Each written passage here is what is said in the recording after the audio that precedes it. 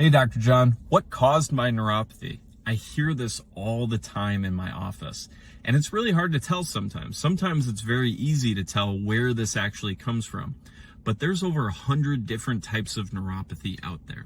Some of the big ones that we deal with in our office is, of course, diabetic neuropathy.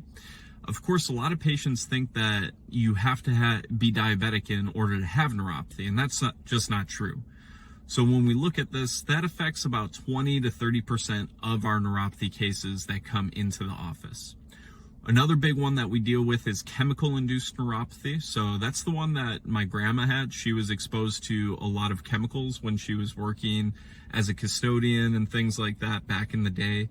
Chemical-induced neuropathy can also include chemo or radiation-induced neuropathy. So that can also impact those nerves and cause neuropathy symptoms. Some of the other ones are trauma or surgical induced. We also run into a lot of idiopathic neuropathy, which is pretty much a fancy term for saying they don't know where it comes from. But those are some of the big ones that we deal with in our office. Of course, there's a wide array of different ones that come in and still have great results. But those are the big ones that we see most often in our office.